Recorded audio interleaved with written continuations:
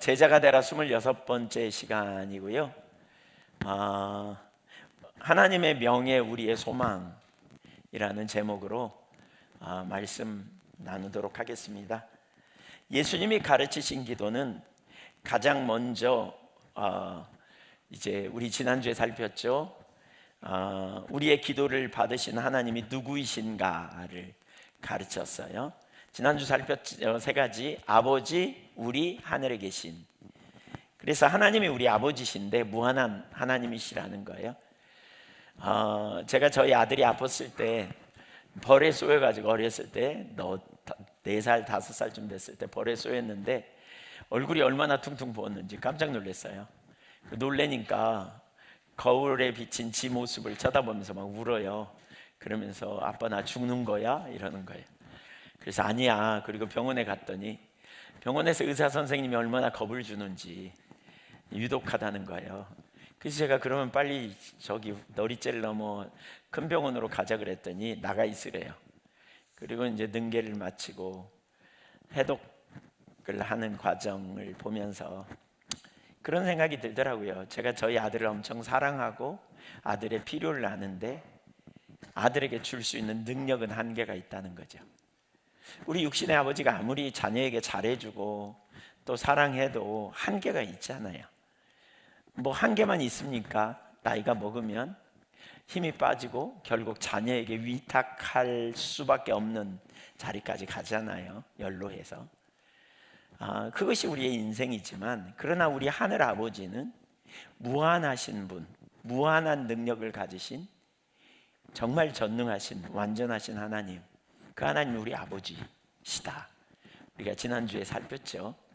이 아버지가 얼마나 우리에게 참 사랑을 베푸시는지. 그러면서 우리 하나님이시다. 그분이 우리 아버지. 왜 나의 아버지라고 안 하고 우리 아버지라고 했을까? 공동체성을 강조한다 그랬죠. 예수님을 믿는 순간 우리는 옆에 있는 사람이 형제요 자매가 되는, 그래서 서로 사랑으로 용납하고 서로 사랑으로 받아들이는 이 관계성을 얘기하는 거죠. 자, 그런 다음에 이제 주기도문은 6개의 간구가 나옵니다. 3개는 우리말에는 번역이 안 돼 있는데 당신이라는 단어가 나와요. 당신의 이름이 거룩히 여김을 받으시오며 당신의 나라가 임하시오며 당신의 뜻이 이루어지이다. 여기 당신은 하나님을 가르치죠. 하나님. 그런 다음에 또 3개의 우리를 위한 간구가 나오죠. 우리에게 일용할 양식을 주시옵고 또 우리의 죄를 사하여 주시고 우리를 시험에 들게 하지 마십시오 라는 기도. 그 다음에 이제 마지막 송영, 가로로 되어 있는 예배 후령과 같은 그런 송영입니다. 그런데 여기 오늘 이제 우리가 살펴볼 부분이 여기 앞에 3가지 간구예요. 당신의 이름이 거룩히 여김을 받으시며 나라가 임하시며 뜻이 하늘에서 이루어진 것 같이 땅에서 이루어지이다. 이런. 근데 이 기도를 학자들 중에는 하나의 간구다 이렇게 말하거든요. 그러니까 나라에 임하시오며 나라가 임하시오며 Thy kingdom come, 당신의 나라가 임하기를 원합니다 라는 기도 안에 나머지 2개의 기도가 포함된다는 거예요. 근데 왜 그러느냐면 내용적으로 봐도 이 하나님의 나라가 임하기를 원합니다라는 기도 속에 하나님의 이름이 높임을 받기 원합니다와 하늘에서 하나님의 뜻이 완전한 것처럼 이 땅에서 이루어지기를 원합니다라는 기도가 다 포함된다는 거예요. 그리고 문법적으로도 보면요, 뒤에 일용할 양식 주십시오, 죄를 용서해 주십시오, 또 시험에 들게 하지 마십시오, 그 사이사이에는 카이, 헬라어 카이, 그리고라는 단어인데요, 이 단어가 들어가 있어요. 근데 앞에 3개의 간구에는 이 단어가 없어요. 그러니까 한 문장으로 이해할 수 있는 구조라는 거예요. 그래서 어떤 분은 6개의 간구가 아니라 4개의 간구다 이렇게 말하는 학자들이 많아요. 그 중에 대표적으로 김세윤 교수 같은 분이 그렇게 표현하거든요. 그래서 이 앞에 3가지를 하나로 이렇게 살펴볼 수도 있어요. 근데 저는 이걸 좀 나눠서 살피려고요. 왜냐하면 주기도문은 산상수훈의 딱 절반에 있다, 지난주에 나눴죠. 그리고 주기도문은 산상수훈이 가르치는 내용을 핵심적으로 우리에게 보여주는 내용이에요. 그 핵심적인. 그래서 그 하나하나가 되게 중요한 의미를 담고 있어요. 그래서 오늘 우리가 살피려고 하는 이름이 거룩히 여김을 받으시오며 외에 나라가 임하시오며 뜻이 이루어지이다, 이 세 가지 간구는 하나님이 누구이신지를 알고 하나님의 의도를 아는 사람이라면 하나님의 백성이 갖고 있는 기본적인 열정, 소원이라고 말할 수 있어요. 소원. 그러니까 하나님을 제대로 아는 사람은 다 누구든지 이렇게 소원과 열망을 가질 거라는 거예요. 한마디로 말하면 하나님의 이름이 높임받기 원해요. 하나님 이 땅을 통치하시기를 원해요. 그리고 하나님의 뜻대로 이 땅이 되어지기를 원해요. 이런 소원을 갖는 거죠. 하나님이 누군지 알면. 여러분에게 그 소원이 있나요? 한번 살펴보세요. 있어요? 있습니까? 없습니까? 네. 제가 묻는 건 답을 기대하고 묻는 겁니다. 네. 여러분 그 소원이 있으시죠? 들여다보세요. 그 소원이 있어요. 우리 속에. 하나님을 알면 하나님을 영화롭게 하기 원하고 하나님의 이름이 높임받기 원하고 하나님의 통치가 가장 완전함을 알기에 아담이 하나님의 통치를 벗어나면서 문제가 왔다면 하나님 통치가 회복되는 게 완전하죠. 그리고 아무리 봐도 하나님은 창조자, 통치자, 만왕의 주권자, 그리고 심판자, 구원자신데 그분의 통치 아래, 그분의 뜻 안에 우리가 있어야 생명이 있거든요. 이 모든 사람이 그분의 하나님의 뜻 안에 들어가 보세요. 어려움이 없을 거예요. 관계 안에 부딪힘 별로 없을 거예요. 점점 하나 되겠죠. 그러니까 이게 엄청 중요해요. 그래서 이 세 가지를 각기 좀 시간이 걸리더라도 살펴보려고요. 오늘은 그 첫 번째로 이름이 거룩히 여김을 받으소서. 의미가 우리에게 어떤 의미인지, 우리가 왜 이 기도를 해야 되는지, 이 기도를 하는 우리가 어떤 삶의 태도와 자세를 가져야 하는지 살펴보려고 해요. 5가지예요. 5가지. 평상시에 저기 3가지 한데 오늘 5가지. 네. 첫째, 이름은 인격이신 하나님 자신을 계시하는 방식입니다. 성경에 나타난 이름은 단순히 호칭이 아닙니다. 우리가 이름을 통해서 누구를 부른다면 그 이름 속에는 우리가 부르는 그 상대방의 존재와 그 성격까지도 포함된 개념입니다. 이게 유대인들이 가지고 있는 하나님 이름에 대한 개념, 유대인들이 가진 개념이에요. 그래서 하나님의 이름은 곧 하나님 자신을 가르치는데, 예를 들면 하나님이 여호와 이레의 하나님이다. 그러면 하나님은 준비하시는 하나님이구나. 이 하나님이 어떤 역할을 하시는지도 우리가 알게 되는 거죠. 그래서 하나님의 이름을 아는 것은 곧 하나님을 안다라는 의미예요. 그렇기 때문에 이스라엘 백성들은 하나님의 이름을 함부로 대하지 않았어요. 출애굽기 20장 7절에 보면 너는 내 하나님 여호와의 이름을 여기 이거 좀 틀어주세요. 너는 내 하나님 여호와의 이름을 망령되게 부르지 말라. 여호와는 그의 이름을 망령되게 부르는 자를 죄 없다 하지 아니하리라. 하나님의 이름을 망령되게 부르지 말래요. 이름을 망령되게 부르지 말라. 그 말은 하나님을 망령되게 여기지 말라. 그 의미예요. 그래서 이스라엘 백성들은 하나님의 이름을 함부로 부르지 않았어요. 미신적 두려움이 아니라 초월성에 대한 신앙 때문에 그랬죠. 옛날 우리들도 그러잖아요. 자기 부모님의 이름을 부를 때 어떻게 불러요? 함자 이러면서 누구누구 이렇게 하잖아요. 무슨 자 이렇게 부르는 풍습이 있죠. 왜요? 존중하는 태도죠. 이처럼 하나님의 이름을 우리는 존중하는 태도, 그러니까 이름이 거룩히 여김을 받으시기를 기도하는 거예요. 그러니까 그런데 오늘날 하나님에 대한 낮은 견해 때문에 하나님을 판단합니다. 하나님이 어떻게 이럴 수 있지? 하나님은 이런 분이었어? 뭐 이러면서 하나님 너무 하시는 것 같아? 뭐 이러면서 이웃집 뭐 누구처럼 함부로 막 대하는, 마음씨 좋은 할아버지처럼 대하는, 손자들이 뭐 이렇게 할아버지가 잘해주니까 막 어떤 데는 할아버지를 갖고 놀라 그러지 않아요? 이렇게 여기면 안 되는 거죠. 하나님은 사랑이지만 동시에 공의의 하나님이시죠. 그러니까 하나님은 용서하시는 하나님이세요. 그럼에도 불구하고 그 이유가 뭐냐?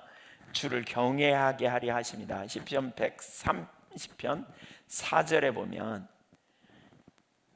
그렇게 표현해요.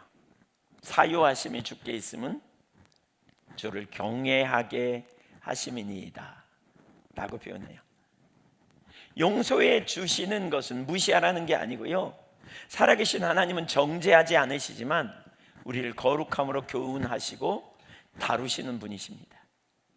우리는 우리를 용서하신 하나님, 자비와 긍휼에 좋으신 하나님을 경외하는 자리로 가야 합니다. 지난주 살폈지요. 하나님은 우리의 좋으신 아버지세요. 너무나 좋으신 아버지. 탕자가 죄를 짓고 아버지께 돌아가기를 쭈뼛쭈뼛 하면서 가잖아요.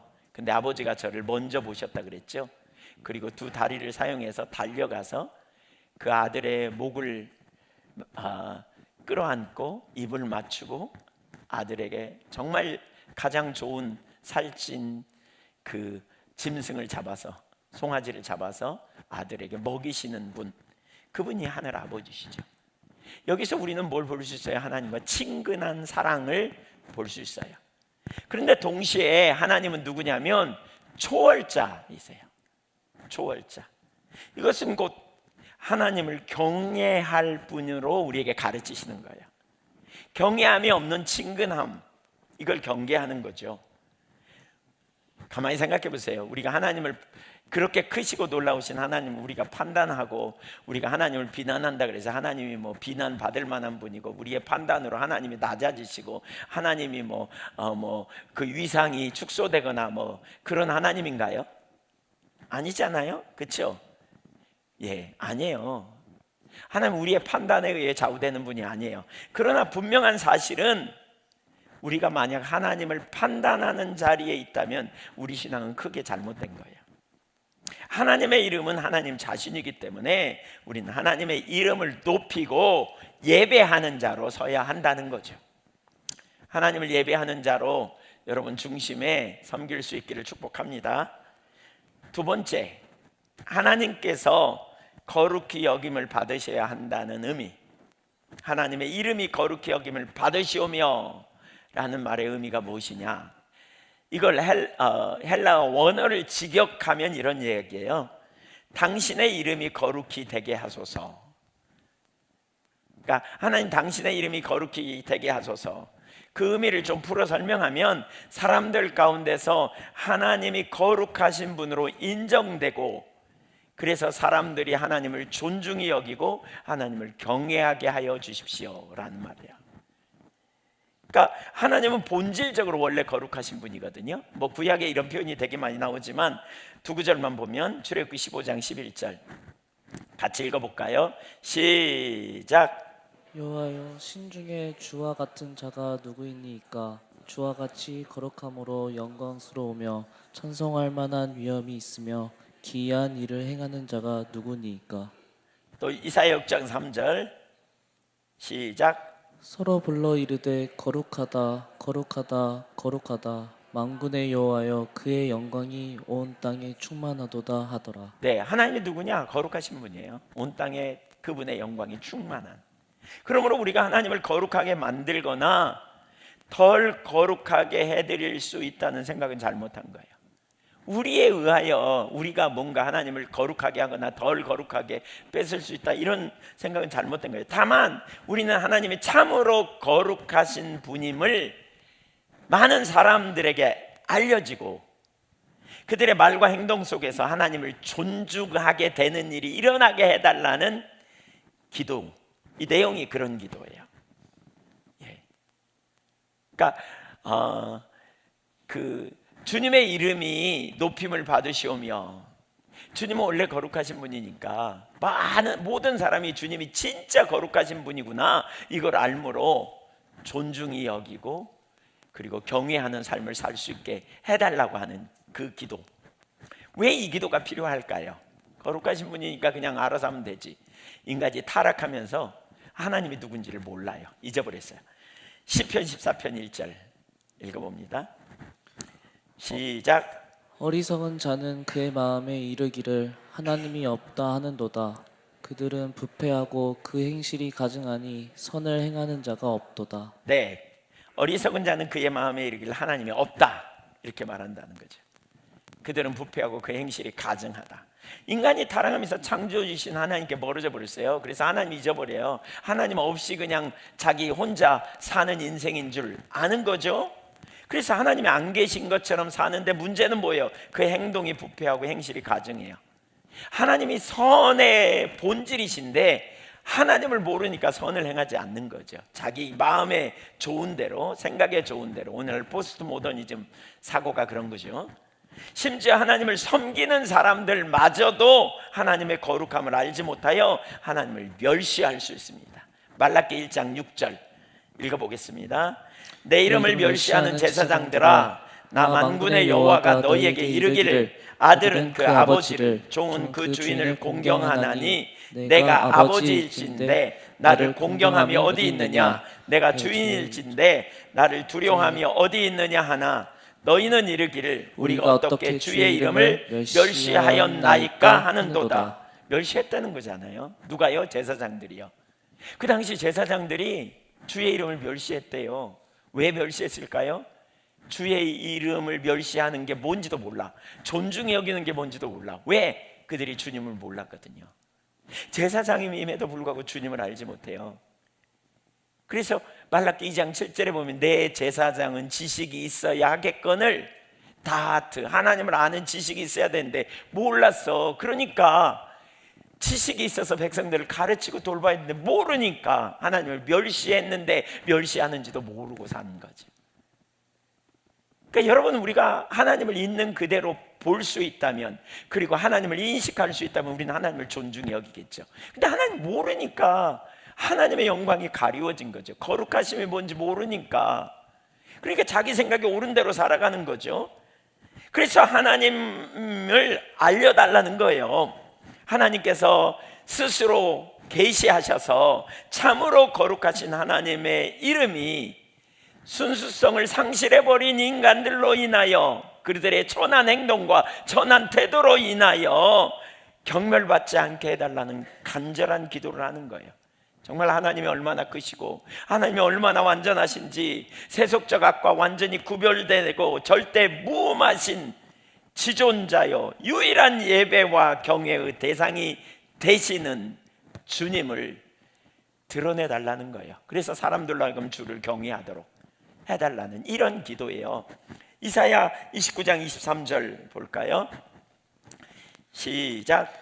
그의 자손은 내 손이 그 가운데서 행한 것을 볼 때 내 이름을 거룩하다 하며 야곱의 거룩한 일을 거룩하다 하며 이스라엘의 하나님을 경외할 것이며. 그러니까 보세요. 주님의 행하신 것을 볼 때에, 야, 주님은 거룩하신 분이구나, 이스라엘은 정말 거룩하신 분이구나, 그러면 이스라엘 하나님은 거룩하시구나, 그리고 하나님을 경외하는 이 일을 이루어 달라는 거예요. 지금 이 일을 이루어 달라고. 하늘에 계신 우리 아버지여, 이름이 거룩히 여김을 받으시오며, 그 말은 모든 사람들이 하나님의 이름을 경외하도록, 하나님에 대한 지식이 더 밝히 드러나 모든 사람이 하나님을 존경하고 경외하는 자리에 서도록 해주십시오 라는 내용이에요. 세 번째, 하나님의 거룩함에 대한 하나님 백성의 책임성. 자, 그러면 하나님의 이름이 드러나는 그 일에 있어서 매우 중요한 위치를 차지하고 있는 것이 하나님 백성들의 삶입니다. 그러니까 하나님의 거룩함을 가리는 주체가 누가 될 수 있냐면 하나님의 백성이 될 수 있다는 거예요. 하나님의 백성이 하나님의 영광을 드러낼 수도 있고, 하나님의 백성이 하나님의 거룩함을 가리게 할 수도 있다. 지금 그 얘기하는 거예요. 예로 에스겔서 36장은 이 부분을 잘 보여줍니다. 일찍이 하나님께서 아브라함과 이삭과 야곱에게 동일한 축복의 약속을 주시잖아요. 내 후손이 하늘의 별처럼 많아지겠고 내 후손이 땅을 차지하게 될 거다. 그래서 열방이 내 후손으로 인하여 복을 받게 될 거다. 이런 약속을 주셨어요. 그런데 이스라엘 백성들이 우상 숭배하고 하나님을 반역해요. 그러니까 하나님이 그 약속대로 이스라엘 백성들 많아지게 해요. 후손이 번성해요. 그리고 큰 땅을, 가나안 땅을, 젖과 꿀이 있는 땅을 축복으로 받아요. 그러나 그 땅에 들어가서 반역하고 우상 숭배하면서 결국 하나님을 떠나자 하나님이 그들을 심판하시죠. 그래서 쫓겨나요. 어디서? 약속의 땅에 쫓겨나요. 여러분, 하나님이 약속하시고 하나님이 주신 약속에 거했다면 그들이 정말 놀라운 축복을 받았을 텐데 하나님과 관계가 깨지면서 하나님과 분리되면서 하나님을 떠나게 되면서 결국 결핍에 이르게 되거든요. 이게 이제 문제예요. 이게 문제예요. 저는 그 불신자와 신자의 차이를 이거라고 생각해요. 불신자는 뭐냐면 자기의 죄를 범하고 자기가 잘못했다는 걸 깨달을 때도 불신자는 정직하게 인정하는 일을 잘 안 해요. 특별히 하나님 앞에서 인정하는 일을 해야 되거든요. 그러면 어떻게 해요? 합리화하고 남 탓이라 그러고 나만 그러냐, 남들도 다 그래 막 이러면서 합리화해요. 그러다 보니까 회개가 안 돼. 그러다 보니까 자기의 상태가 어떤지를 인식을 못해. 이게 불신자의 상태예요. 근데 그러면 그 상태로 내버려두냐? 하나님이 어떻게 해요? 종말에 마지막 날에 한 번 죽는 것이 정해졌다면 그 이후에 하나님이 직면하는 때가 온다 그랬잖아요. 직면하는 때가 와요. 그게 심판이에요. 그때는 늦어. 우리는 이 땅에 있는 동안 직면하는 일이 일어나야 돼. 이게 기독교인이에요. 우리가 예수 믿고 과거에 한 번 직면해서 예수님을 구주로 영접했지만 그 이후에도 우리는 계속 직면하는 일이 있어야 돼요. 직면. 누구 앞에? 주님 앞에. 내가 실패하고 내가 넘어지고 내가 하나님 앞에 합당한 일을 못했다면, 삶을 못 살았다면 이것이 나라고 변호하지 말고 합리화하지 말고 혹은 죄책감에 눌려 도망가거나 또는 남 탓으로 핑계대지 말고 하나님, 제가 오늘 또 실패한 자입니다. 이렇게 직면해야 돼요. 왜 직면이 중요해요? 그래야 하나님의 아들 우리 주 예수 그리스도의 십자가의 은혜가 내게 효력을 발생하거든요. 하나님, 이게 접니다. 이게 죄인입니다. 제 모습을 보면 소망이 없습니다. 그래서 하나님의 아들이 저를 위해 십자가에 달려 죽으셨고 저에게 구원자가 되시고 생명이 되십니다. 그 은혜를 인하여 감사합니다. 이런 은혜가 우리에게 있어요. 계속 직면하면 무슨 일이 있을까요? 죽을 것 같지. 자기 모습을 보면 죽을 것 같아요. 이게 뭐냐? 애통함이에요. 이런 일이 반복되면서 결국 뭐예요? 진짜 내 속에 선함이 없습니다. 항복. 그러면 더 이상 자기를 기대하지 않겠죠. 그래서 나는 죽고 누구로 살고? 그때부터 우리는 뭐예요? 갈라디아서 2장 20절의 삶이 돼요. 내가 그리스도와 함께 십자가에 못 박혔나니 이제는 내가 사는 것이 아니요 내 안에 계신 그리스도께서 사시는 것이라. 내가 이제 육체 가운데 사는 것은 나를 사랑하시고 나를 위하여 자기 자신을 십자가에 버리신 그 하나님의 아들, 우리 주 예수 그리스도, 그 예수 그리스도를 믿는 믿음 안에서 사는 거예요. 예수 그리스도가 우리의 생명이 되시고 예수 그리스도가 우리의 구원자가 되시고 예수 그리스도가 우리의 지혜와 의로움과 거룩함이 되시고 예수 그리스도가 우리의 피난처가 되시고 예수 그리스도가 우리의 진리가 되시고 길이 되시고 예수로 사십시다. 아멘. 직면 안 하면요, 이론으로는 아멘 할지 모르지만 여전히 자기를 의지하고요, 자기 힘으로 살려고 해요. 그런데 자기 힘으로 사는 사람의 나타나는 특징은 교만이에요. 교만. 뭐가 좀 내가 된 줄 알고 우월의식 가져갖고 다른 사람 판단하거나 하나님 앞에서 잘 못 나가고요. 그러나 계속 직면하는 사람은 계속 주님 앞에 내가 죄인이고 내가 실패한 자고 그래서 우리 주 예수 그리스도를 붙드는 이런 일을 계속하는 사람은 겸손해져요. 겸손해요. 자꾸 겸손으로 가요. 남 판단하는 거 내리고, 다른 사람에게 우월의식 갖는 것도 내리고, 죄책감 붙드는 것도 다 내리고, 언제나 우리 주 예수 그리스도 앞에서, 그리고 언제나 예수님을 붙들고, 언제나 예수님 의지하고, 한계를 경험할 때도 예수님 붙들고, 잘 됐을 때도 주님의 은혜를 감사하고. 옆에 사람 한번 축복해 주세요. 겸손하게 사십시다.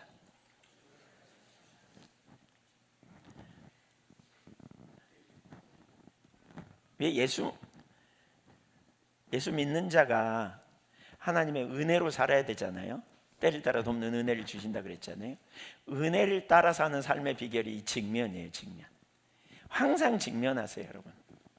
항상 주님 앞에 직면하세요. 그리고 주님 앞에 겸손하고, 일이 항상 일어나세요. 항상 변호하지 마요. 누구 탓 이러지 말고, 외부 환경 탓하지 말고, 외부 환경에 반응하는 자신을 돌아보고, 자기를 돌아보고, 능력이 없다고, 또는 내가 왜 이렇게 이런 문제에 휘둘리는지 그걸 돌아보고 주님 앞에 은혜를 구하며 가야 돼요. 주님 앞에 은혜를. 주어진 환경 탓하지 말고. 그러면 환경이 안 변해도 우리 내면이 변화되어서 속사람이 강건해지고요, 맷집이 생긴다니까요. 웬만한 문제가 무너지지 않아요. 감정 혼돈에 무너지지 않아요. 우리 주님의 은혜를 붙들고 주님 안에서 안식을 누리니까 그 삶을 살기를 축복합니다. 아멘. 네, 다 그렇게 사셨으면 좋겠어요. 다. 근데 교만해지면 어떻게 돼요? 말씀을 못 들어요. 자기 중심으로 가요. 은혜라고 말하면서도 에스겔 시대의 사람들이 그런 거죠. 그런 거죠. 하나님을 배반하고 결국 열국으로 쫓겨나요. 전쟁에 지고요. 하나님께 직면 안 하니까, 선지자들을 통해서 계속 말씀을 보내도 직면 안 하니까 결국 하나님이 안 돌이키니까, 하나님의 백성이잖아요. 그들은 어마어마한 은혜를 받은 백성이잖아요. 근데 직면 안 하니까 결국 그들이 열국으로. 보세요. 자손의 번성의 축복이 깨져서 열국으로 흩어져 버리지. 땅의 축복이 깨져가지고 땅을 차지 못하고 열국으로 흩어져 버리죠. 이런 일이 벌어진 거죠. 에스겔서 36장 19절 20절을 볼까요? 19절 20절. 제가 자꾸 하나님이 저를 이 설교 쪽으로 인도하셔서 제가 좀 더 그 부분 나누면, 직면, 우리 속에는 합리화하고 변호하는 본성이 있거든요.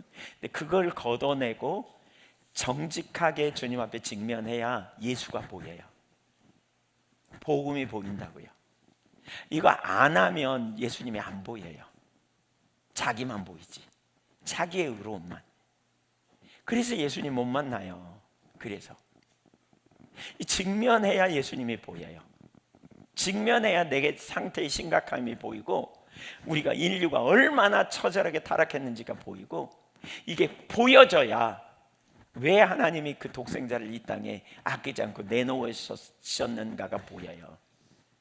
그리고 예수님이 그렇게 보이면 이 성탄이 진짜 감격의 성탄이 되는 거죠. 하나님의 아들이 오심이 남 얘기가 아니고 그냥 번쩍이가 반짝반짝하고 뭔가 있으니까 흥분되는 게 아니고, 우리 주님의 오심의 사건이 정말 놀라운 사건인 게 보여요. 이게 보여야 돼요. 이게 보여야 돼요. 제가 이걸 깨닫고 만나는 사람에게 다 나누려고, 이거 다 나누려고. 누구든지 직면해야 된다니까요. 옆에 사람 한번 축복해 주세요. 눈을 사랑의 눈으로 바라보고, 흐려보지 말고, 각도를 두면 안 됩니다. 정면으로 봐야 됩니다. 흐려보지 말고 직면합시다. 이렇게 할 수 있으면 손도 잡아주고 직면합시다. 네, 어떻게 손을 안 잡으시는 것 같은데, 부부끼리 멀찍이 떨어져서. 네, 직면합시다. 잘해봅시다. 이렇게 잘해봅시다. 여러분, 이게 사는 길이에요. 제가 보니까 이게 사는 길이에요. 이 직면을 잘하는 게 사는 길이에요. 주님의 백성들께 교만이 깨지고 진짜 하나님과 동행하는 삶의 비결이에요. 친밀한 교제를 누리는 비결이에요. 이거 핵심이에요. 핵심. 아주 중요한 삶의 태도예요. 매번 자, 19절 20절 읽어보겠습니다. 제가 이걸 읽자 그러다가 자꾸 또 옆으로 가는데 시작.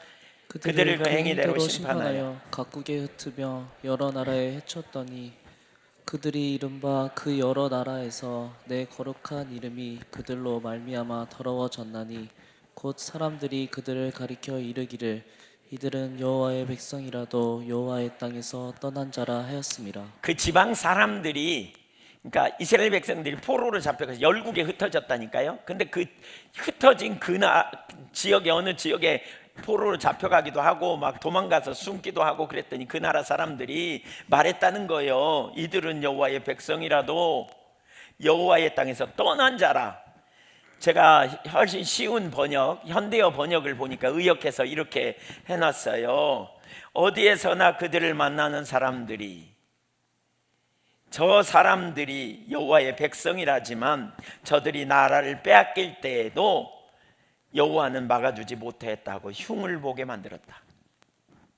그러니까 하나님 모르는 이방 사람들은, 하나님과 이스라엘 관계를 모르는 이방 사람들은 뭐라 그랬다고요? 이스라엘 백성들이 지금 그 상태가 된 게 이스라엘 백성들 고유의 문제인 줄 모르고 그들이 믿는 하나님인데 왜 하나님이 저들을 보호해 주지 않았을까? 아마 무능해서 그런 것 같아. 이렇게 막 했다는 거예요. 왜 이스라엘 백성들이 지금 심판을 받아갔습니까? 범죄하여 하나님을 반역함으로. 하나님이 무능해서 그런 게 아니잖아요. 그런데 그 속사정을 모르는 이방 사람들이 그렇게 말했다는 거죠.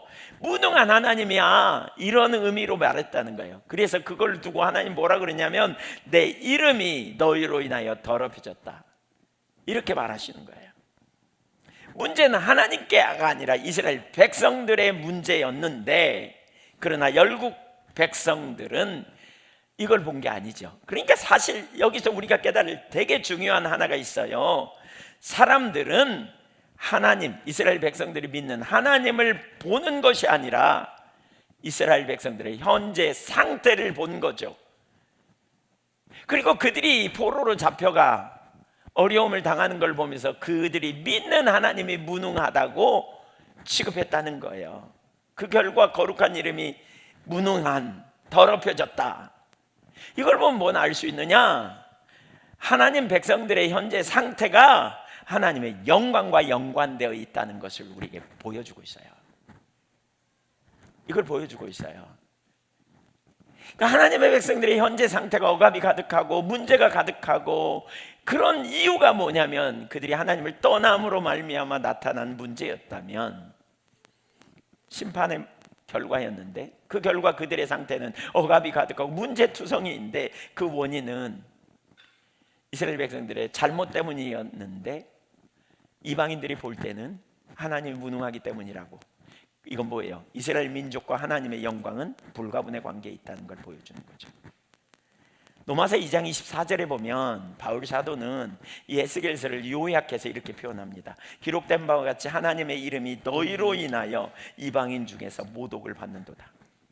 여기 너희는요, 에스겔 시대의 유대인을 가르친다면 바울 사도 시대에 그 당시에 있는 유대인들을 의미하기도 하고요. 예, 더 나아가 이것은 오늘 우리와도 연관이 있는 거예요. 연관이 있어요. 하나님의 명예를 더럽히는, 모독한다 그 말은 명예를 더럽힌다는 말인데, 유대인들은 하나님의 이름을 대표하는 존재로 사람들에게 알려져 있기 때문에 그들의 삶을 통해서 하나님의 성품을 세상에 드러내는 통로가 돼야 되는데 그렇지 못했다는 거죠. 그래서 하나님의 이름은 하나님의 백성들의 삶과 분리되지 않는, 적어도 사람들은 분리시켜서 보지 않는다는 거예요. 그래서 그 일은 과거로 끝나지 않고 바울 사도 시대의 너희로 인하여인 것처럼 오늘날 우리로 인하여 하나님의 이름이 땅에 떨어져 버릴 수도 있다는 사실을 가르치고 있는 겁니다. 오늘 교회는 하나님의 이름을 세상에 드러내는 공동체입니다. 교회가 완벽해서가 아닙니다. 교회가 하나님의 백성들의 모임이기 때문임을 사람들이 알기 때문입니다. 그러므로 교회가 세상의 빛과 소금이 되지 못할 때에 거룩하신 하나님의 이름이 가려지게 된다는 겁니다. 우리는 이 말씀 앞에 우리 자신을 돌아봐야 합니다. 우리의 상태는 어떤지, 나로 인해 주님의 이름이 가려져 있지 않은지 돌아봐야 합니다. 이름이 거룩히 여김을 받으시오며 라고 기도하면서 우리는 우리 자신을 돌아보고 그 다음에 조국 교회를 위하여 우리가 중보하는 자리로 나가야 합니다. 오늘날 보십시오. 특별히 우리 대한민국의 상황을 보십시오. 반기독교 정서가 얼마나 팽배되어 있는지 몰라요. 이것이 하나님의 이름이 땅에 떨어진 징표들이에요. 안티기독교 뭐 이런 단체마저 생기면서 기독교인에 대한 부정적인 시각, 목회자에 대한 부정적인 시각을 가지고 그걸 끄집어내고 드러내서 하나님의 이름을 얼마나 망령되이 일컫는지 몰라요. 요즘 언론을 보세요. 일부러 교회에 일어난 문제, 뭐 사회에서 일어난 문제에 비하면 뭐 그렇게 크지 않은 문제겠지만 그런 문제를 얼마나 부각시켜 가지고 교회 전체가 망가진 것처럼 묘사하고 있는지. 뭐 예를 들면 오징어 게임 뭐 거기에 나오는 기독교인들, 어느 드라마에 나오는 기독교인들을 묘사하는 걸 보세요. 되게 부정적인 이미지를 많이 묘사하고 있잖아요. 그러면서 우리가 믿는 하나님의 이름이 만홀히 여김을 받는 상태가 된. 여러분 왜 그럴까요? 사실 세상은 기독교에 대한 다른 기대감을 가지고 있기 때문에 그래요. 기독교는 적어도 이 정도의 삶을 살아야 된다, 적어도 세상과 구별된 삶을 살아야 된다는 기대감을 가지고 있기 때문에 그래요. 그래서 그렇지 못한 것에 대해서 매우 심각하게 대우하고 있고 또 그런 문제들이 마치 기독교 전체의 문제인 것처럼, 그리고 하나님이 안 계신 것처럼 이렇게 취급받는 현실 속에 우리가 있단 말이에요. 왜 오늘날 우리 이런 평가를 우리가 받습니까? 우리의 범죄로 인하여 높아진 마음, 이기적인 마음, 탐욕이 가득한 것, 자기중심적인 이런 마음 때문에 그렇습니다. 여기서 말하는 우리는 저와 여러분을 포함하는 우리 모든 사람들이 들어갑니다. 우리 모든 하나님께 범죄하고 양같이 제갈길로 갔기 때문에 하나님의 이름이 땅에 떨어져 버린 이런 현실이 왔다는 거예요. 하나님의 임재가 교회 가운데 충만했을 때 무슨 일이 벌어집니까? 생명의 역사가 있고 교회의 대문이 열리고 사람들의 삶이 변화되고 진정으로 하나님의 영광을 위한 삶을 살게 되었습니다. 그때에는 하나님의 백성들이 돈이나 세상의 법칙이 아니라 진짜 하나님의 영광을 위해 하나님의 법을 따라서 삶으로 하나님의 이름이 열방 중에 높임을 받으셨던 상황입니다. 그런데 오늘날 우리가 그렇게 살지 못하므로 하나님의 이름이 땅에 떨어지고 멸시를 받고 교회 안에 세상에 온갖 죄악이 다 들어와 있는 것이 현실입니다. 그래서 우리는 먼저 우리 자신을 돌아봐야 돼요. 이 산상수훈의 가장 첫 번째 강구 중에 하나가 하나님의 이름이 높임을 받으시오며 라는 말을 왜 여기 이 부분에서 주셨는지 봐야 돼요. 주님은 온 땅의 주인이에요. 통치자예요. 창조주예요. 역사의 주관자예요. 만물이 주로부터 나왔고 주로 말미암고 주께로 돌아간다. 로마서 11장 36절에 보면 그렇게 표현하죠. 만물이 주로부터 왔고 주님이 역사의 주관자시고 결국 주님이 심판자이시다. 창조주, 통치자, 심판자.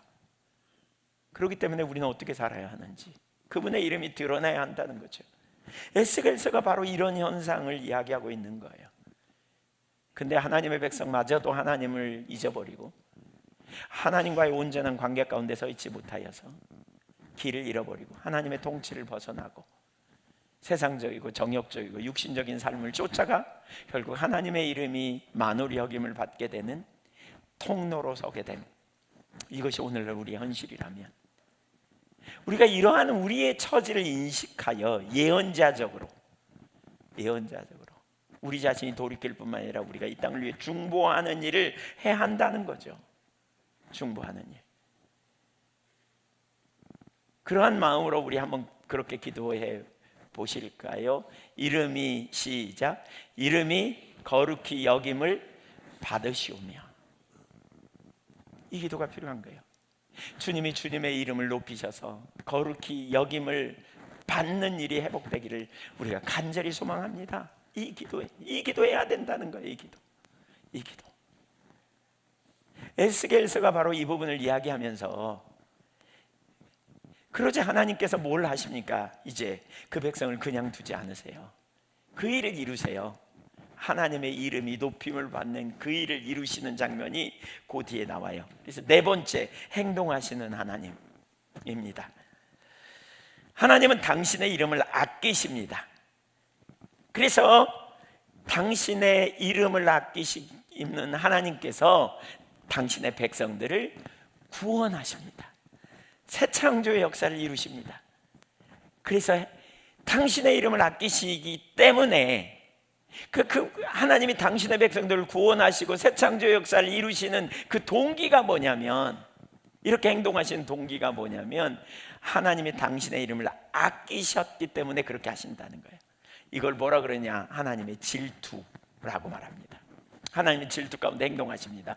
뭘 하시는지 볼까요? 31절부터 우리 봅니다. 그러나 이스라엘 족속이 들어간 그 열국에서 더럽힌 내 거룩한 이름을 내가 아꼈노라. 여기 아꼈노라라는 말은 보호하다, 명예를 지키다 그 말입니다. 22절, 그러므로 같이 읽죠. 그러므로 너는 이스라엘 족속에 이르기를, 주 여호와께서 이같이 말씀하시기를, 이스라엘 족속아, 내가 이렇게 행함은 너희를 위함이 아니요 너희가 들어간 그 여러 나라에서 더럽힌 나의 거룩한 이름을 위함이라. 23절 계속, 여러 나라 가운데서 더럽혀진 이름 곧 너희가 그들 가운데서 더럽힌 나의 큰 이름을 내가 거룩하게 할지라. 내가 그들의 눈앞에서 너희로 말미암아 나의 거룩함을 나타내리니 내가 여호와인 줄을 여러 나라 사람이 알리라. 주 네. 여호와의 말씀이니라. 네, 하나님이 아끼셨다, 당신의 이름을. 그래서 거룩하게 하실 거다. 더럽혀진 이름을 다시 거룩하게 하실 거다. 마치 땅에 툴툴 떨어져 가지고 사람들에게 짓밟혀진 것 같은 그걸 다시 덜어내서 정결하게 하시고 구별되게, 거룩하다는 말은 구별되게 한다, 그런 의미거든요. 다시 구별되게 하실 거라는 거예요. 어떻게요? 예, 하나님이 당신의 능력을 나타내시겠다는 암시를 담고 있습니다. 바로 하나님이 능력을 나타내셔서 우리가 오늘 하는 이 기도, 이름이 거룩히 여김을 받으소서, 이 일을 하시겠다는 거예요. 하나님이 스스로 당신의 이름을 높이기 위해서 그 일을 하시겠다는 거예요. 근데 이 과정 중에 우리가 기억해야 될 중요한 단어 중에 하나가 뭐냐면, 하나님이 행동하시는 동기인데요, 질투하시는 하나님에 대해서 우리가 이해해야 돼요. 한번 따라서 질투하시는 하나님. 출애굽기 34장 14절에 여호와는 질투라 이름하는 질투의 하나님 이민이라 라고 말하고 있어요. 예, 여호와는 질투라 이름하는 질투의 하나님. 여기 질투가 뭐예요? 하나님이, 예, 그러니까 하나님의 질투란 하나님께 속한 것들을 보호하고 지키시는 하나님의 열심을 말합니다. 그래서 질투라는 단어와 영어 단어와 열심이라는 단어가 한 근원에서 나왔어요. 젤러시, 질, 이런 두 단어가 한 근원에서 나왔어요. 통해요. 질투가 있기 때문에 열정이 있는 거예요.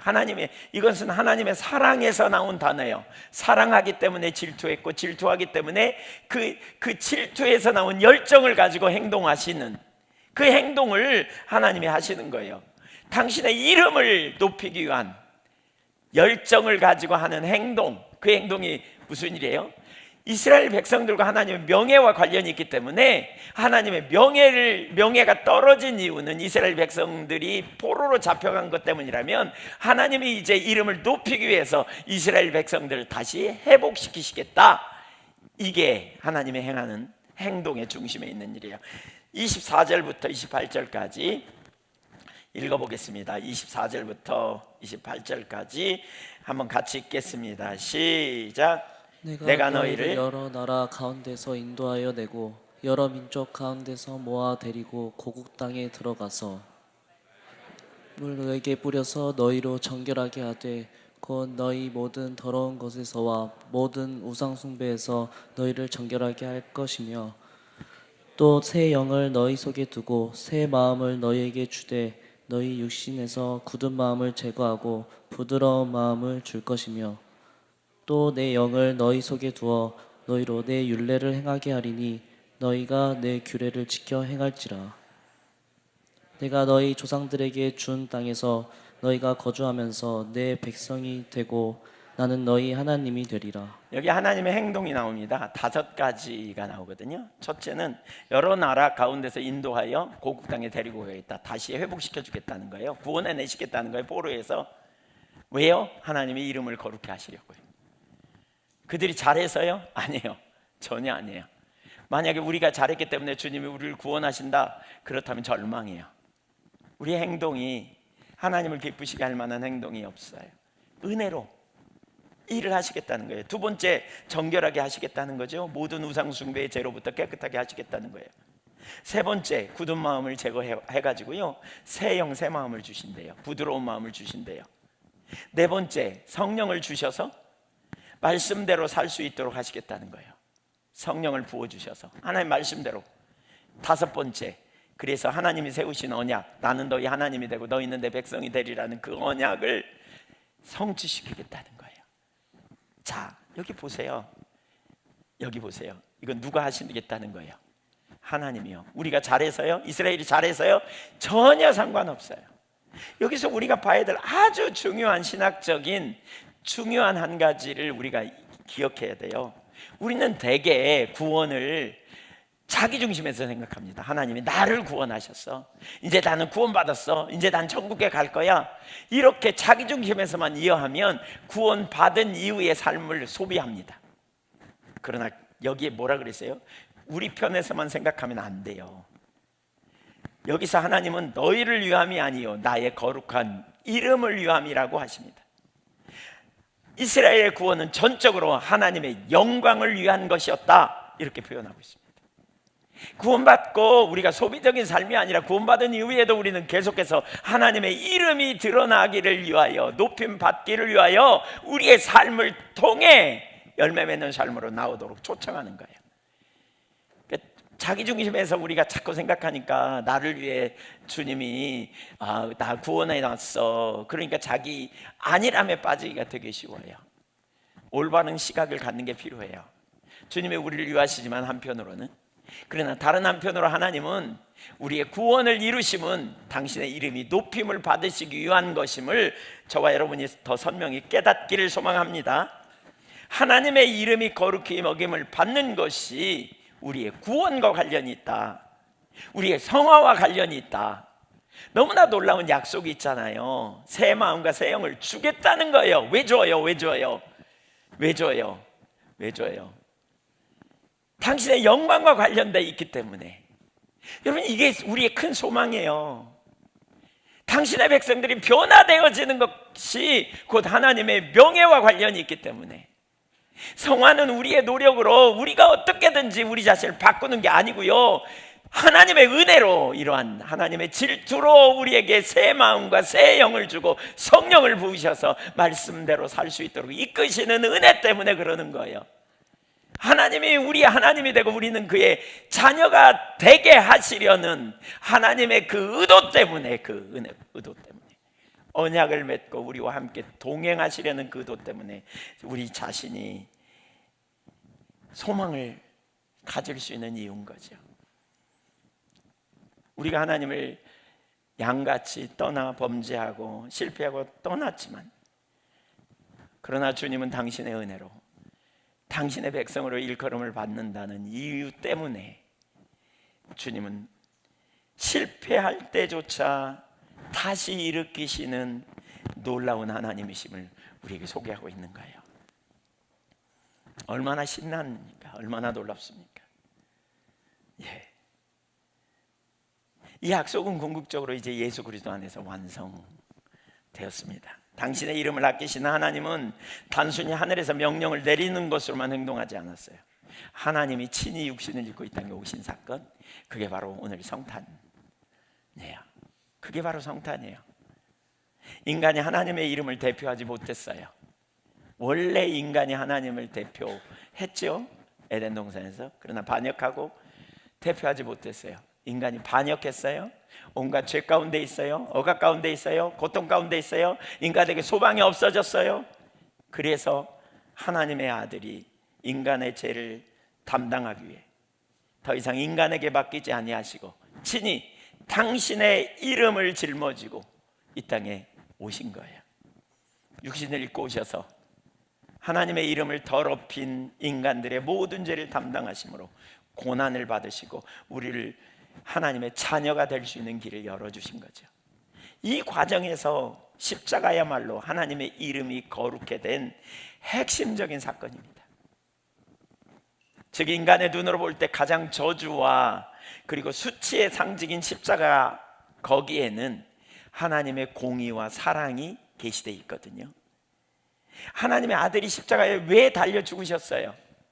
모든 인간이 죄를 범하여서 십자가에 달려 죽어야 할 만큼 끔찍한 저주의 형벌을 우리 모두가 감당해야 돼요. 근데 하나님이 우리를 사랑하셔서 당신의 아들을 십자가에 내놓으신 거예요. 하나님은 완전한 공의의 하나님이죠. 하나님은 재판관이세요. 하나님은 흐트러지게 재판하실 수 없어요. 그 결과로 우리 모두는 사형 선고를 받은 자들이죠. 우리 모두는. 그런데 어떻게 됐어요? 하나님이 당신의 아들에게 우리가 받은 사형의 모든 저주, 형벌을 당신의 아들에게 다 쏟아 부으셨어요. 저의 저주, 여러분의 저주, 여러분 우리가 지은 모든 저주, 과거죄, 현재, 미래의 죄 몽땅 다 쏟아 부으셨어요. 그것은 우리를 향한 하나님의 사랑이기도 해요. 그래서 십자가는 하나님의 사랑과 공의를 드러내는 사건이었고요.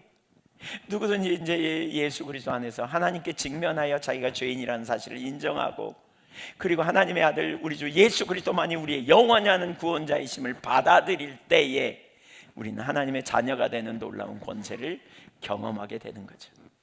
십자가를 경험하는 사람은요, 십자가를 경험한 사람은 이제 하나님의 거룩하심을 알게 되죠. 하나님이 누구인지 알아요.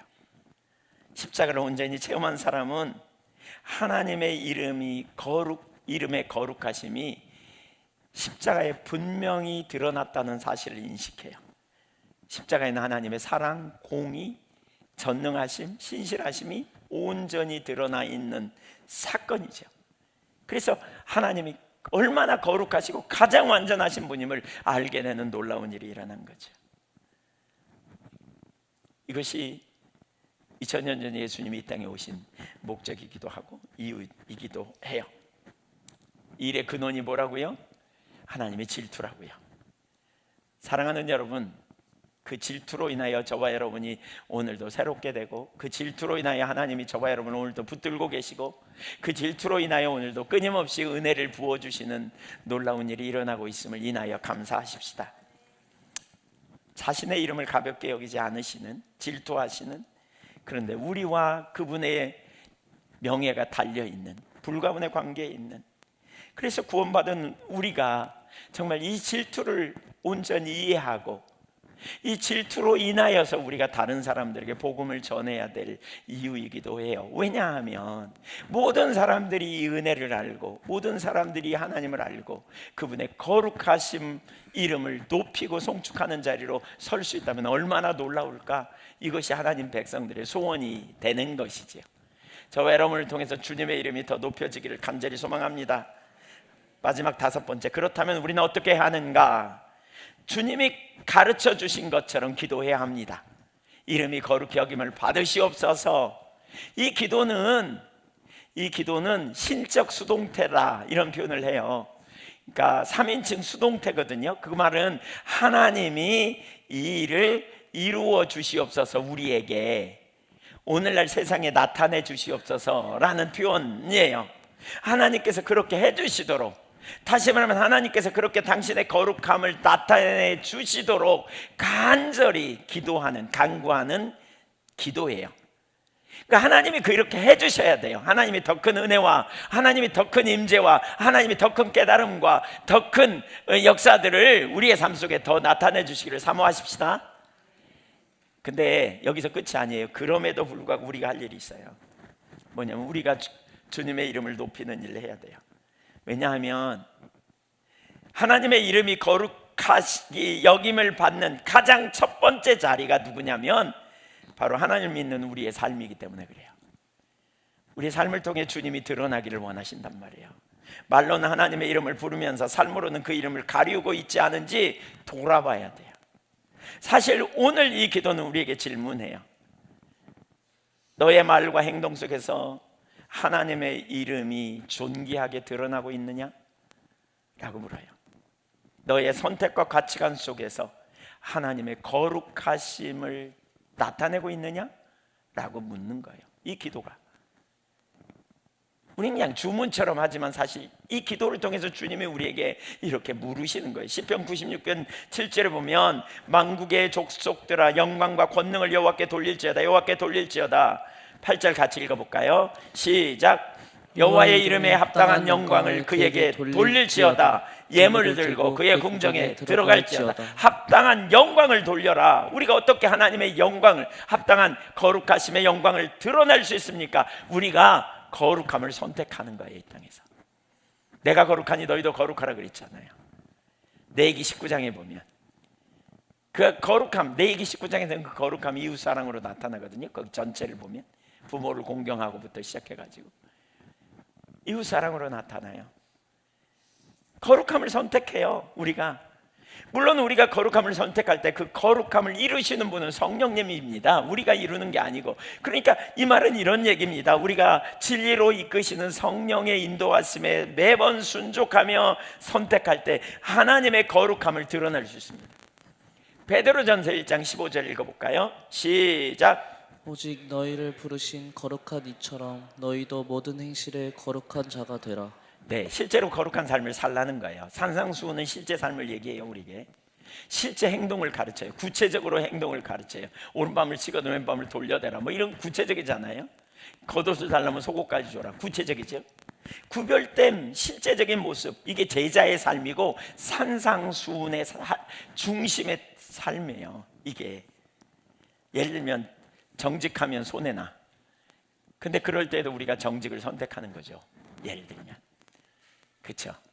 정직히 말하면 손해나고 정직히 말하면 내가 바보가 될 수도 있고, 근데 정직히 말하는 거예요. 이게 하나님 앞에 옳은 선택해요. 아무도 보지 않을 때. 사실 우리 요즘 SNS 같은 데 보면 누가 어떤 기사가 올라오면 그 밑에 댓글 달잖아요. 댓글. 진짜 댓글 다는 거 보세요. 진짜 만약에 실명으로 다루라고 하면 그렇게 달 사람 많지 않을 거예요. 익명성을 이용해서 얼마나 나쁜 말을 거기다가 서슴지 않고 쓰는지 몰라요. 우리 젊은이들 사실 그런 SNS 이용하면서 그런 하나님 앞에서의 삶을, 우리가 정직의 기본 요소는 뭐예요? 하나님 앞에서의 삶이잖아요. 우리가 정직하게 살 때 사람들이 그렇게 말할 거예요. 저 사람은 우리와 다르네. 뭐 이런 미움이 쉬울 때 우리는 보통 억울한 일이 생기면 미운 게 훨씬 쉽죠. 미움의 감정이. 근데 용서를 선택해. 미움과 복수가 아니라 사랑과 용서를 선택하는 모습을 보면 사람들이 깜짝 놀라는 거죠. 손양원 목사님이 얘기할 때 왜 그분을 성자라 그래요?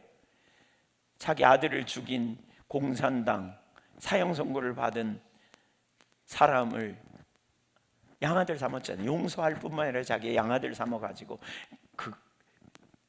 그를 영원한 생명을 얻도록 구원하시는 놀라운 일을 이루잖아요. 우리 다르죠. 달라. 이게 뭐예요? 주님의 거룩함을 드러내는 실제적인 영역이에요. 세상이 당연하게 여기는 죄들 이 정도는 괜찮겠지 하는 순간 그것마저도 거절하며 믿음으로 선택하는 삶. 이게 뭐예요? 이게 우리 그리스도인이 거룩함을 드러내는 비결이에요. 여러분은 어떤지 모르겠는데 저는 가끔 음식을 사 먹으면요, 제가 입맛이, 제가 이런 얘기 하니까 보기와는 다르네 뭐 이런 얘기를 많이 하더라고요. 제 보기가 어떤지 모르겠지만 하여튼 제가 예민합니다. 되게 예민합니다. 입맛도 예민하고요. 예, 그래서 저는 딱 제 맛이 있습니다. 이렇게 짠 거, 싱거운 거 이렇게 예민합니다. 제 아내는 좀 보기도 없습니다. 제 아내에 비해서 제가 예민한가? 하여튼 예민합니다. 맛도 제가 예민하게 구분합니다. 어떤 음식점에 갔다 오면 입이 말라요. 이렇게 쫙 말라요. 그런 경험 해보신 경험 있으세요? 네. 근데 희한하게 그 집만 가면 계속 그러더라고요. 되게 맛있어요. 맛있으니까 가고 또 가고 또 가고 그랬거든요. 처음에 못 모르고. 그래서 나중에 누구한테 물어봤더니 MSG를 많이 써서 그런 것 같다고 그러더라고요. 아닌 게 아니라 그런 것 같아요. 되게 민감해요. 그 뒤에 안 가요. 그 집 이제 안 가. 예. 네. 절대 안 가요. 이렇게 마음으로는 좀 가지고 싶지만 안 가요. 그리고 또 가스가 많이 차. 또 그 집에 갔다 오면 유난히 그래요. 그래서 안 가. 몸에 좋은 게 안 들어 있는 거죠. 사실 우리가 이런 영역에서 음식을 만들고 할 때, 예를 들면 어떤 집사님이 그러셨대요. 설렁탕 하는 집사님인데 목사님이 신방 갔더니 그러더래요. 저는 예수님 대접한다 생각하고 최상의 재료를 쓴다고. 항상 손해를, 아니 유익이 별로 안 남아도 최상의 좋은 재료를 써가지고 이렇게 한다고 그러더래요. 그러면서 한 번 있었던 에피소드를 얘기하는데, 어느 날 이렇게 저녁에 그 뼈가 와가지고 뼈를 이렇게 밤새 이렇게 아마 이렇게 우려내나 봐요. 근데 뿌여야 되는데 이렇게 그 누렇더래요. 그래서 전화했더니 뼈를 잘못 보냈다 그러더래요. 그래가지고 그 잘못 보내서 어떻게 하냐고 그랬더니 이제 뭐 어떻게 만들 수도 없잖아요. 그랬더니 그분이 그러더래요. 뭐 그냥 커피 프림 한번 쓰시죠 그러더래요. 커피 프림 타가지고 이렇게. 그래서 그렇게 안 한다고. 그리고 거기다 써붙였대요. 재료가 잘못돼가지고 오늘 문 닫습니다. 근데 그 이후에요, 반전이 일어나가지고 이 집은 진짜 건강한 집이다. 그래서 소문이 나가지고 그냥 대박난 집이 됐대요. 사실 우리는 그런 상황이라면 어떻게 할까? 우리는 이런 상황이라면 어떻게? 하루 장사 문 닫으면 얼만큼 손해나고 얼만큼 어려움이 있을 때 어떻게 할까?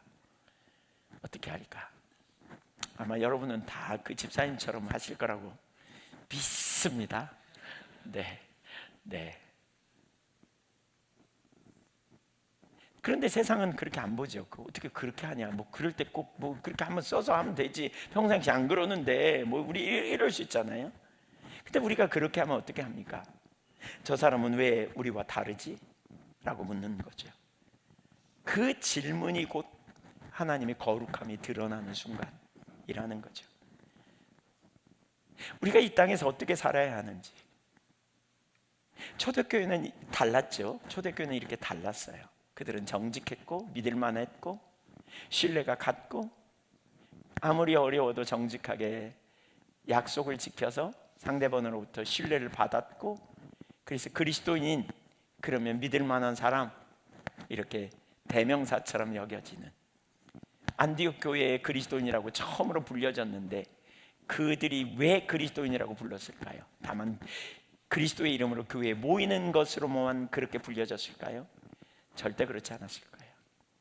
구별된 삶을 산 거죠. 우리가 주님의 제자가 되라. 지금 우리 이거 시리즈로 살펴보는데 어떻게 제자가 되어야 하는지. 주님이 바로 그 일을 위해 오셨어요. 이것이 바로 성탄이에요. 하나님의 이름이 사람들로 인해 더럽혀졌기에 하나님이 친히 육신을 입고 오셔서 하나님의 이름이 어떤 이름인지를 삶으로 보여주신 거죠. 요한복음 17장 16절에 보면 이렇게 말합니다. 내가 세상에 속하지 아니함 같이 그들도 세상에 속하지 아니하였사옵나이다. 17절, 그들을 진리로 거룩하게 하옵소서. 아버지의 말씀은 진리니이다. 아버지께서 나를 세상에 보내신 것 같이 나도 그들을 세상에 보내었고 또 그들을 위하여 내가 나를 거룩하게 하오니 이는 그들도 진리로 거룩함을 얻게 하려 함이니이다. 주님은 이 땅에서 구별된 삶을 사셨고 제자들도 그 삶을 살기를 원하셨어요. 마태복음 5장 16절 한번 읽어볼까요? 같이 시작. 이같이 너희 빛이 사람 앞에 비치게 하여 그들로 너희 착한 행실을 보고 하늘에 계신 너희 아버지께 영광을 돌리게 하라. 하나님의 이름이 거룩히 여김을 받게 하는 방식은 하나님을 대표한다는 의식으로 우리가 믿음으로 선택해 가는 삶을 통해서, 지금은 부분적으로 여러분 하나님의 이름이 지금은 부분적으로 드러나지만 장차 온 땅에 하나님의 이름을 거룩히 여기는 날이 올 거란 말이에요. 우리는 그 시민이에요. 그 나라 시민이에요. 우리는 하나님의 이름이 높임을 받으셔야 됨을 당연히 아는 시민이에요. 그렇기 때문에 우리는 뭐 해야 돼요? 믿음으로 하나님의 이름이 높임을 받으시도록 선택해 나가는 거예요. 현재 우리의 삶은요, 장차올 하나님 나라의 예고편이에요. 현재 여러분이 가정 안에서 이렇게 살면 장차 이루어질 하나님 나라의 예고편으로 사람들에게 드러내 보이는 거죠. 주의 이름이 거룩히 여김을 받으실 그날이 온전히 온다니까요. 만물이 그 발 앞에 무릎 꿇을 날이 온다니까요. 근데 그 예고편으로 주님이 저와 여러분 교회를 세우셨다는 사실을 기억해야 돼요. 사랑하는 우리 모든 성도님들 여러분, 성탄은 단지 아기 예수님의 탄생을 기념하는 날이 아닙니다. 성탄은 하나님의 이름이 더 이상 인간의 실패 속에 가려지지 않도록 하나님께서 직접 이 땅에 오신 사건입니다.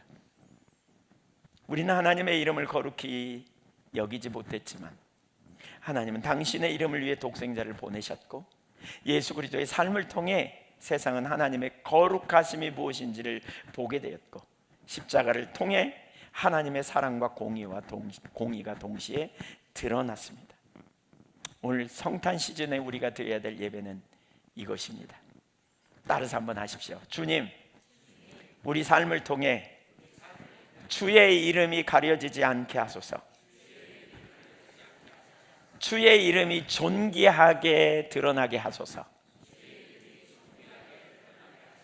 2000여 년에 오신 예수님이 그 일을 위해 오셨다면 이제 우리가 작은 예수로서 과거의 사건이 아니라 현재의 성육신적인 사건을 통해서 주님을 드러내고 주님의 영광을 선포하는 믿음의 종들이 되어야 되겠다고 하는 거예요. 제가 어제 우리 지체 중에 한 자매하고 이야기를 나눴어요.